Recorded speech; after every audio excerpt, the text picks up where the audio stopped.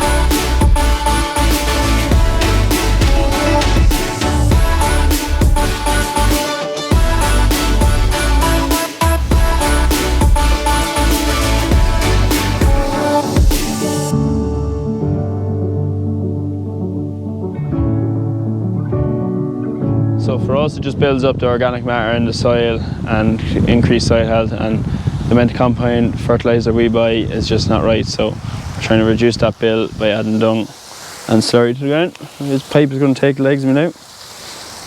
I don't know how Brendan doesn't knot himself up in it. I nearly knock myself up when I'm only walking in it. So as you can see behind me here, we've Jack here bringing in the cows. He just has to call them in, doesn't have to round them up.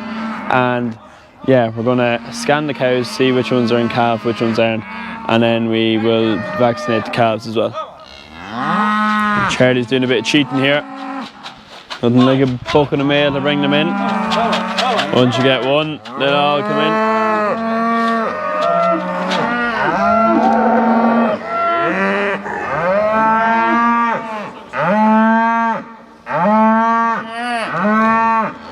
Oh, there's the guinea pig.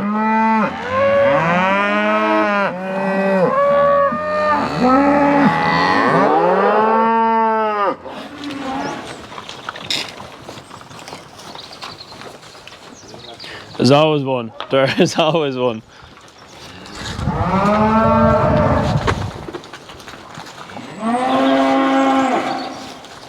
Yeah, you get in behind and then it'll have to. So we're just here at Michael Reilly from the Cows Vet. He's scanning the cows today. So Michael, you talk us through. I just see you driving the hand, but you tell us what you're looking at. Yeah, so what I'm just doing is picking up the uterus of the cow and then just aging the pregnancy. And this girl here is just 50 days pregnant. She's the 50 days, yeah. So she's the earliest pregnancy or the latest pregnancy we have so far. Normally they're kind of around 3 to 4 months pregnant. Yeah. So 50 days pregnant, normal live pregnancy. You can see his heart beating and everything. So everything good with him. Not so bad, not so bad. This is more typical of the age profile of the pregnancies we have so far. She's 90 days pregnant, so she'll be calving mid-February. Yeah. Which is most of the calving pattern here is that, so you have stronger calves. Yeah. We'll be busy then. Yeah.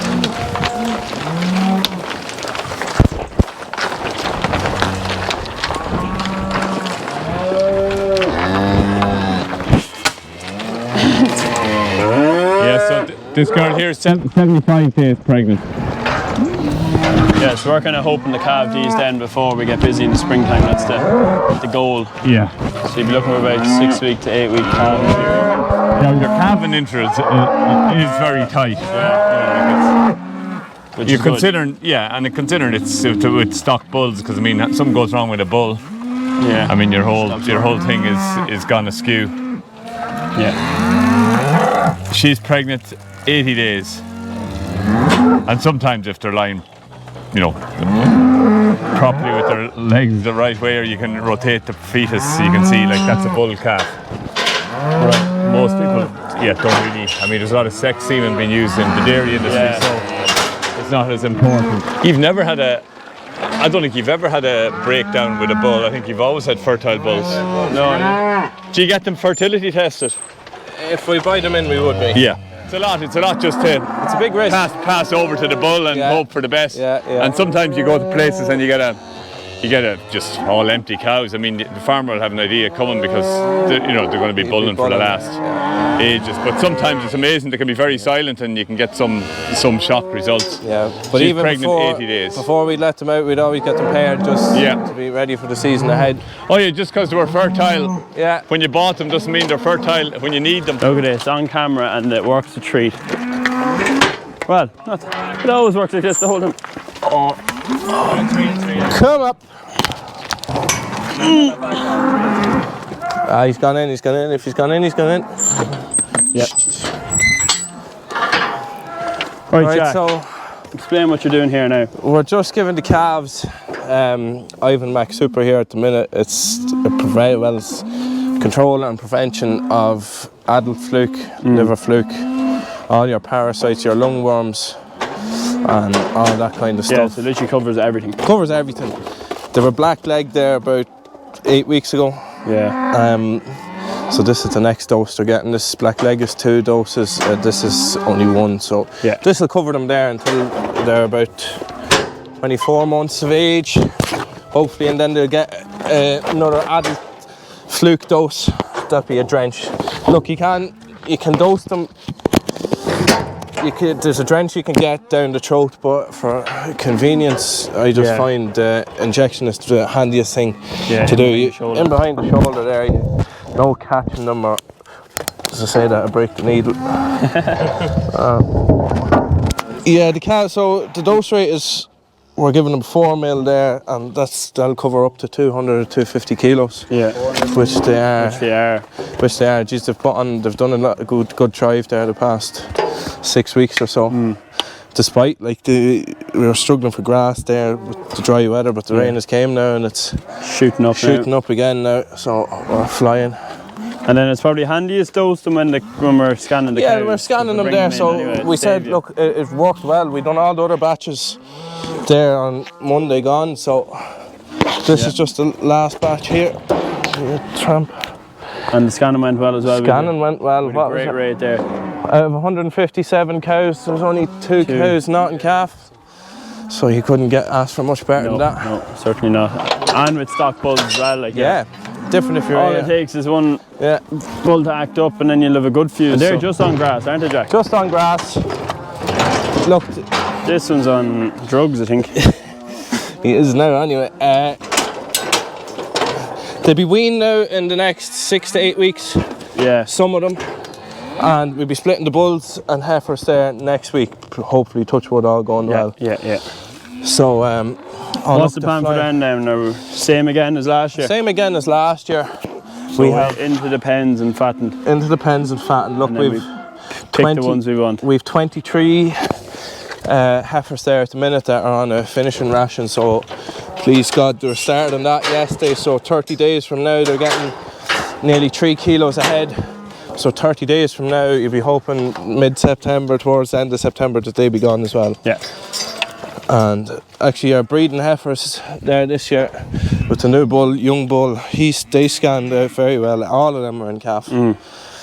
And they'd be probably, I think there's 1 or 2 of them there calving at the end of January. We tend to get them. Well, this year anyway, we're getting them out of the way with first because they can be a bit flighty. And the calves, they usually they're smaller calves, so we give them more time. They get the extra week there. They'll fucking improve.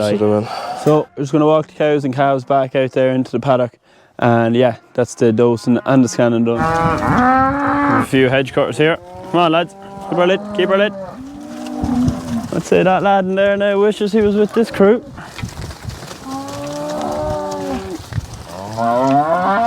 He's eyeing them up anyway, that's for sure. Come on. No, don't go through the fence. Don't. Come on.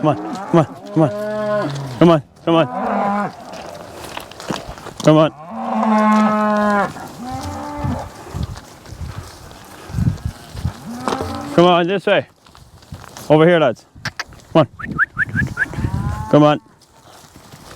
That's a shot. Another herd in there that we're going to vaccinate the cows. Grass.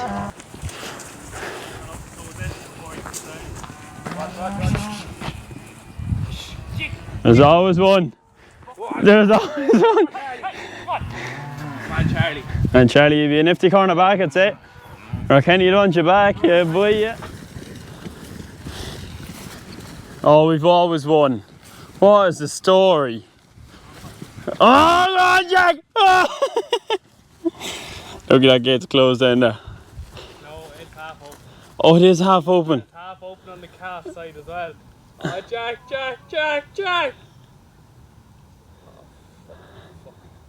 Charlie. Oh, here. Go on. I'd say nearly cut across.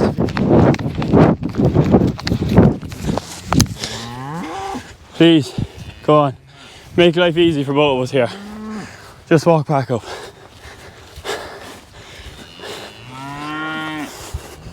All the rest of them are good enough to go into the field.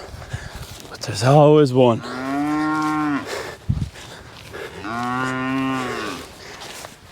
Yeah. That's the one that went out earlier. Of course. Alright, Charlie, it's all on you. Don't land by yet. I thought that gate was closed. If I got, oh, here we go. Come on.